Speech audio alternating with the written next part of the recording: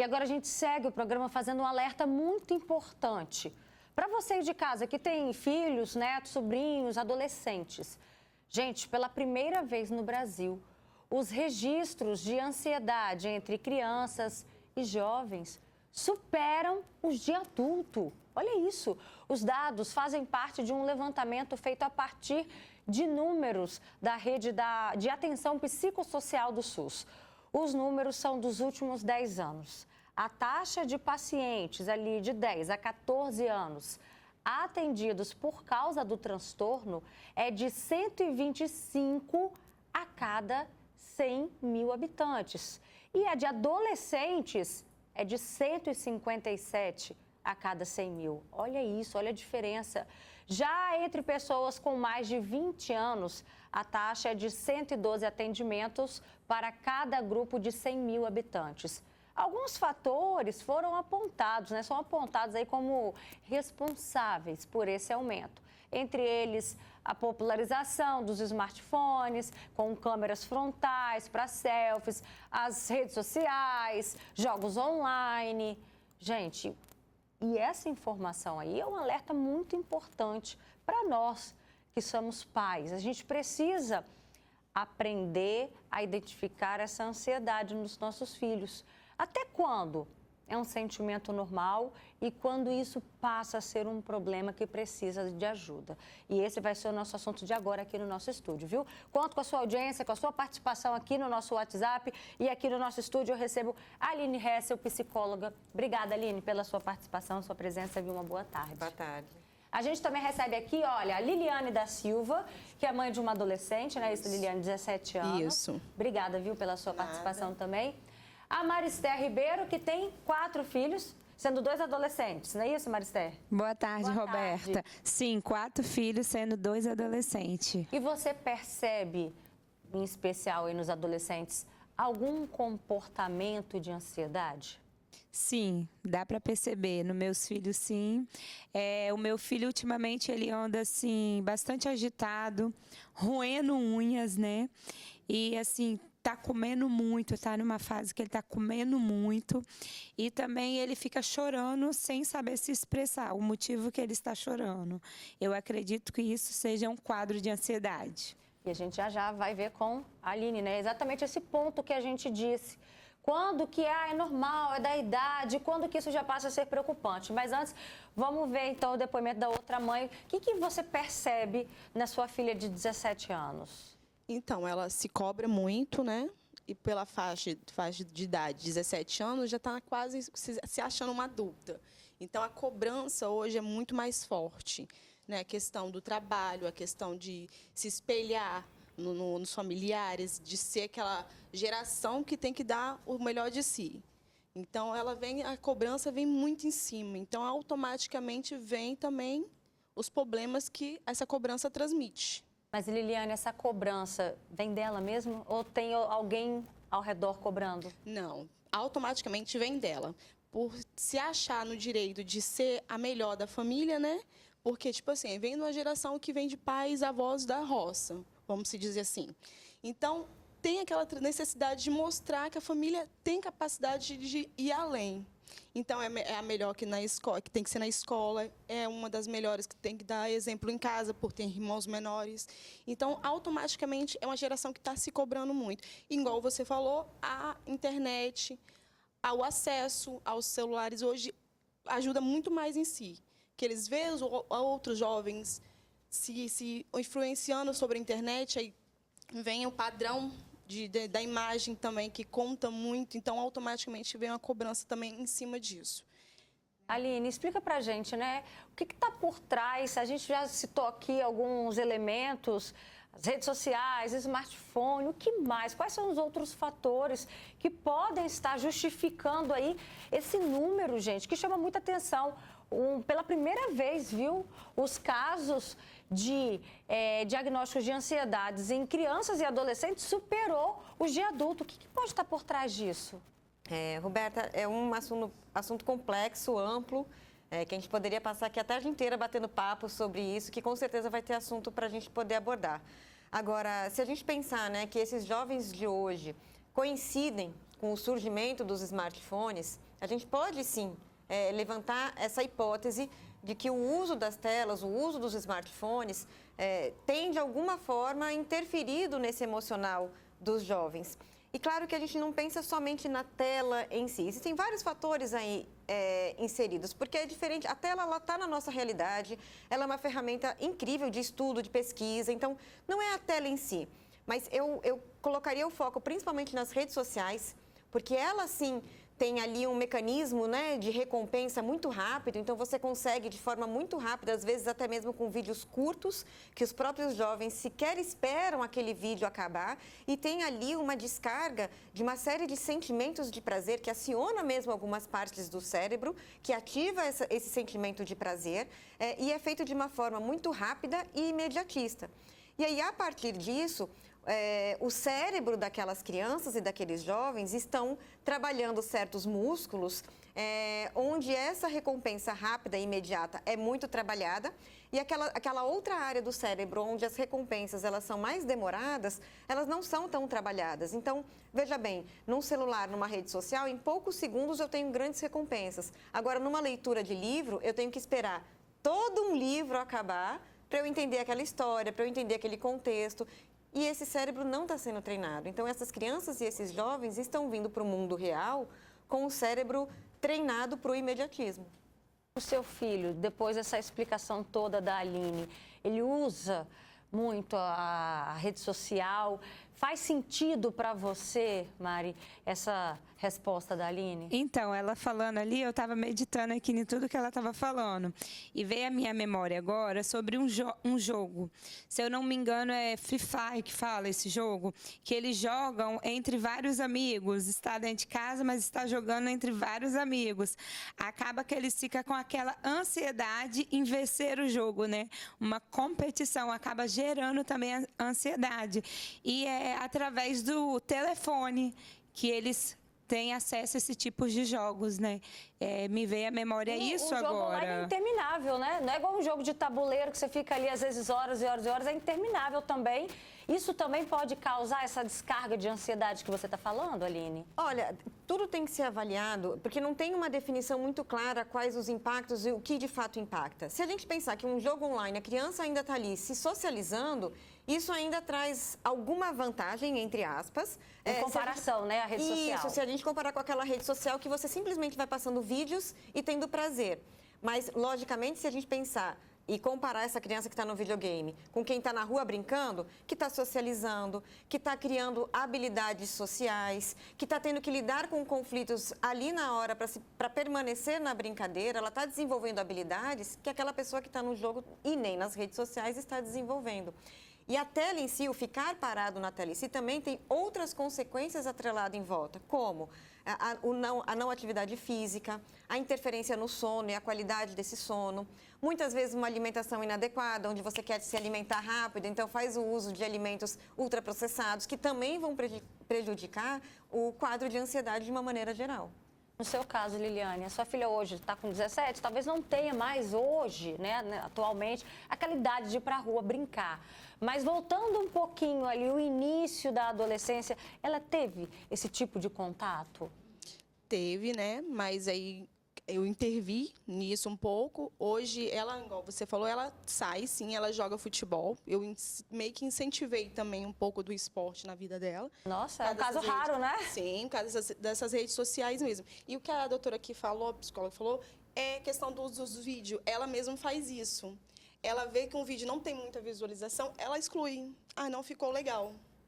O vídeo que ela postou, se não está gerando engajamento, isso. aí isso causa um sentimento de tristeza, então ela prefere excluir. Ela falou, se não está legal, não está tendo a visualização que eu esperava, ela vai lá e exclui. Às vezes um vídeo ficou até legal, mas por não ter aquela esperada, volta para si, né, o reconhecimento, ela vai e apaga. E aí vem um sentimento de frustração? Sim, vem, que ela vai, tem que tentar fazer outro, aí fala que não está legal, aí começa a se estressar.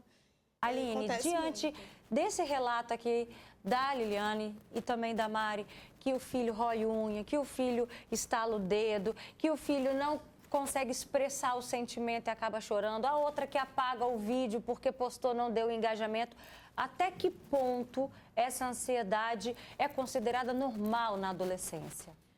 Olha, Roberta, é um desafio. A ansiedade, ela é um sentimento bom, saudável, ela é importante para a nossa vida. A nossa espécie, ela sobreviveu até aqui por conta da ansiedade. Então, a ansiedade é um sentimento que nos prepara para situações temidas e que faz com que a gente esteja apto para lidar com aquela situação. Então, se eu tenho ansiedade com uma prova, medo com uma prova, eu vou estudar para ela. Se eu tenho ansiedade, preocupação, se eu vou ser atropelado na rua, eu olho para os dois lados antes de atravessar. Mas o problema é que hoje essa ansiedade, essa expectativa dos jovens está sendo muito ligado, somado junto com um momento de vida muito complicado, né? Naturalmente, a adolescência é uma explosão de emoções, uma explosão de ansiedades que são naturais para essa fase. Porém, as redes sociais hoje, elas contribuem em vários aspectos, dentre eles a privação de experiências sociais adequadas que esse jovem e essa criança estaria construindo habilidades sociais para lidar com esse mundo. Então, esse jovem e essa criança está sendo privado desse aprendizado ao longo da vida. E ao chegar à adolescência, está sendo exigido desse jovem uma aparência, um status. Hoje, o valor que a rede social traz com relação à imagem é muito maior. Já é forte na adolescência o desejo do pertencimento a um grupo, o desejo de identificação dos seus iguais, mas as redes sociais trazem uma noção fora da realidade, onde uma aparência de beleza ou de estilo de vida não coincide com a realidade de 90% dos jovens e adolescentes comuns do mundo, né? Olha, eu já estou recebendo aqui mensagens, inclusive convido você aí de casa, você que está acompanhando agora esse bate-papo tão importante, né, para quem tem principalmente crianças e adolescentes em casa. Até aqui o nosso WhatsApp é o 99942-2478. O seu filho expressa algum sinal de ansiedade? Você já percebeu se isso passou do ponto? Tem um caso aqui, tem um relato aqui interessante do Barros, que fala: eu acredito que esse problema existe há décadas, só que a busca de dados atuais chamou a atenção para esse problema. Eu era super ansioso na adolescência, mas é exatamente o que a gente estava conversando. Eu também sempre fui uma criança ansiosa. Se falasse que ia levar a turminha da escola para um parque, aqui no Parque Moscoso, aqui, por exemplo, eu não dormia.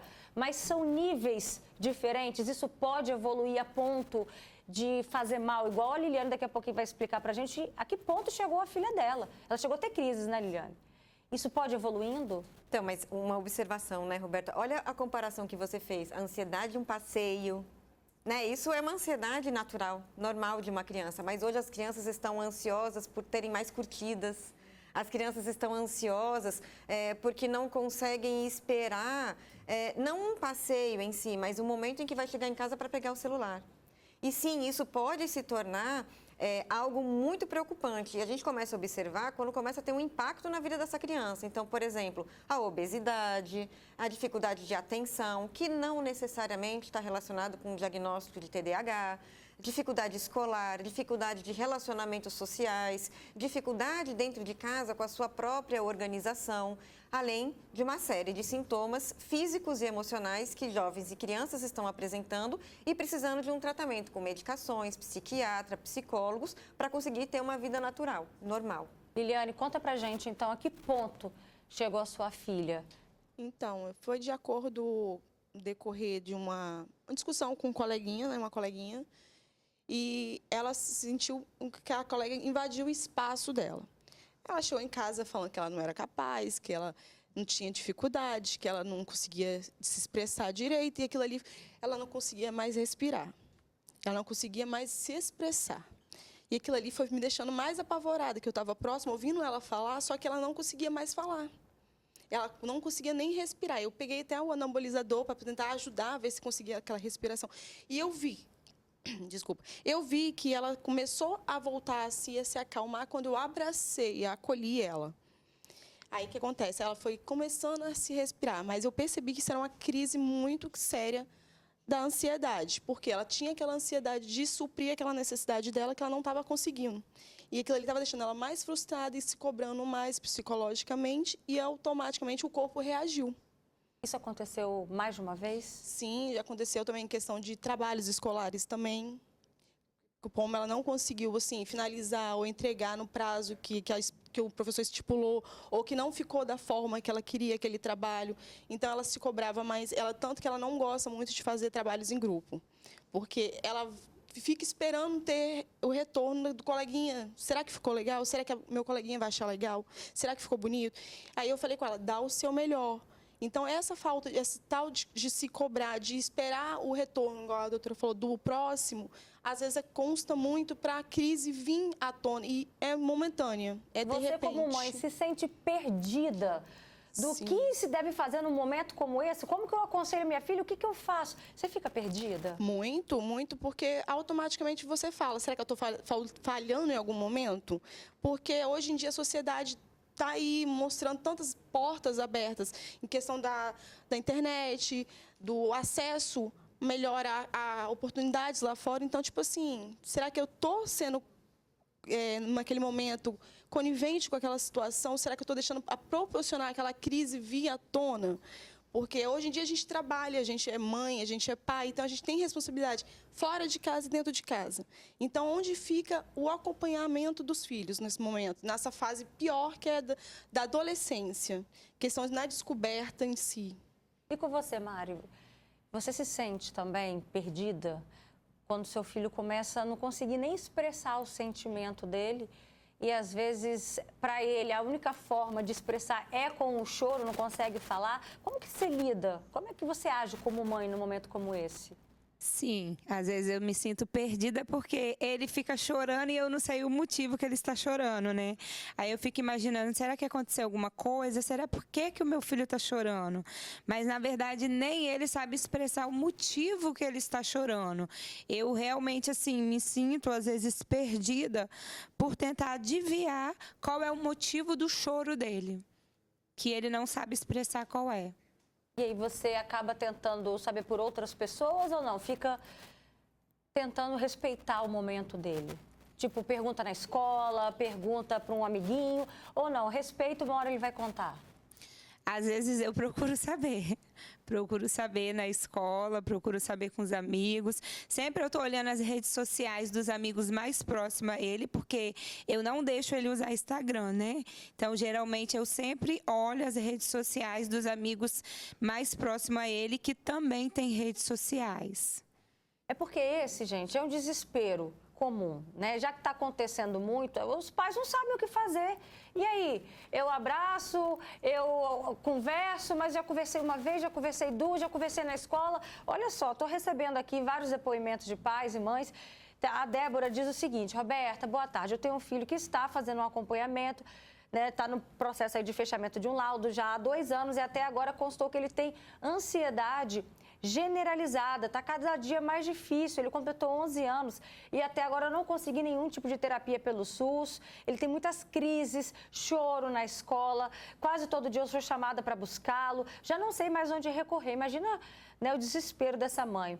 Tem uma outra pessoa aqui que também participa com a gente, ela diz: boa tarde, eu acredito que hoje em dia, né, com a falta de tempo dos pais, aí o filho também fica no celular, isso está tomando conta das crianças. Tem uma outra pessoa que diz também: meu filho tem TDAH e sofre de ansiedade.